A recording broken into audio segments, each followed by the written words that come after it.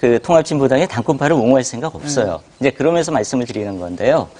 예를 들어서 지금 아까 말씀하신 국회의원을 뽑는 비례대표를 뽑는 그 절차 민주주의에 대해서 그렇게 강조를 하신다면 한번 이런 생각을 해보시면 어떨까요? 새누리당의 비례대표는 어떻게 뽑죠? 그리고 민주당은 비례대표를 어떻게 뽑나요? 어떻게 뽑습니까? 저도 그러고. 예.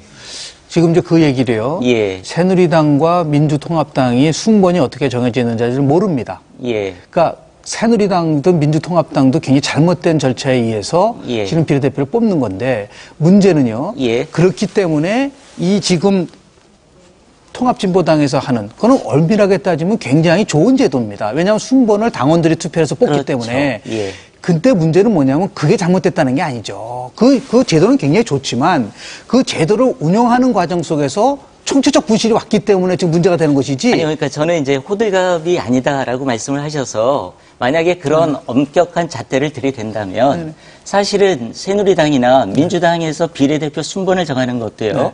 거기에 무슨 당원의 뜻이 반영이 되고 거기에 무슨 국민의 뜻이 반영되지 않지 않습니까? 네, 맞습니다. 예, 그런 점에서 본다면은 저는 문제가 없다는 뜻이 아니에요. 문제 있고 이것은 통합진보당이 아까도 말씀드렸지만 거듭나야 할 분명히 척결해야 할 문제입니다. 그럼에도 불구하고 너무 과하게 공격을 해대고 있다는 거죠. 아닙니다. 제가 그래서요. 예. 평소에 새누리당이든 민주통합당이든 비례대표 경선 과정 속에서 순번이 어떻게 정해지는지를 전혀 안 정해져 있기 때문에 제가 독일 예를 든 겁니다. 예. 독일 같은 경우에는요. 모든 공천 심사 과정 전 내용을 녹음을 해서 그 녹취를 해서 중앙선거관리위원회에 제출하게 돼 있습니다. 제가 그걸 요구했던 겁니다. 네. 그 새누리당이든 민주통합당 이런 절차를 걸지 않으면 이것이 바로 사랑하러 갈 수 있는 것이고 당내 민주주의를 훼손시키는 거다. 똑같이 비판했던 겁니다. 마찬가지로. 네, 교수님은 하지만 네네. 이렇게 조선일보나 중앙일보나 동아일보나 그런 문제 제기하지 않잖아요.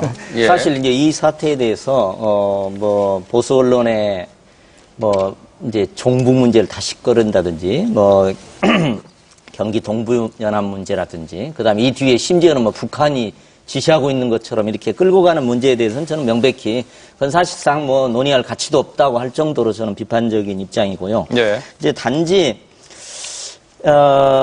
아까 김태일 선생님도 얘기를 하셨는데 이제 저는 진보적 정치력이라는 것도 필요한 부분이 있는 것 같아요. 그러니까 위기 해결을 해가는 진보정당 나름의 어떤 독특한 정치력 같은 게 좀 있었으면 좋을 것 같다는 생각이 들어요. 근데 이제 그런 것들이 대단히 부족하다는 생각을 많이 하게 됩니다. 그러니까 왜냐하면 이번에 이제 사실 진상조사위원회 같은 경우도 조준호 위원장이 했는데 원래 이게 당권파에서 추천한 거거든요. 그래서 또 사실은 이게 훨씬 더 큰 쟁점이 이제 됐었습니다. 그러면 이제 당권파에서는 진상조사위원회에서 총체적 부실 선거였다 이렇게 규정을 했단 말이죠. 그리고 많은 문제가 있다 국민의 눈높이에서 볼 때 저는 그것을 큰 틀에서는 봤고 그러나 100% 어떤 보고서가 말하자면 맞다는 보장은 없는 거거든요. 지금 항변하는 요소도 있어요. 왜냐하면 뭐 굉장히 한 컴퓨터에서 수십 명이 함께 투표했다. 근데 알고 보니까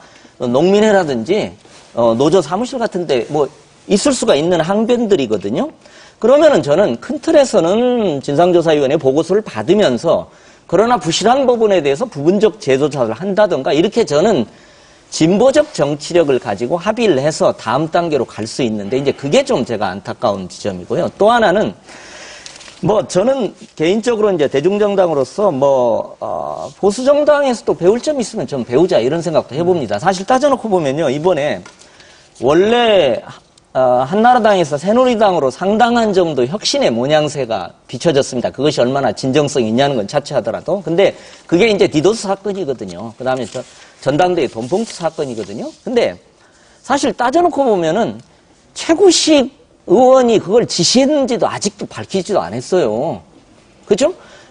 그러니까 그게 한나라당 전체의 문제냐? 그건 또 다른 문제가 될 수도 있단 말이에요. 그러니까 거리가 있는 거예요. 그런데 뭐냐면은 이게 새누리당을 당명 바꾸고 전반적인 혁신의 기조로 바꿔버리니까 국면전환이 되는 거예요.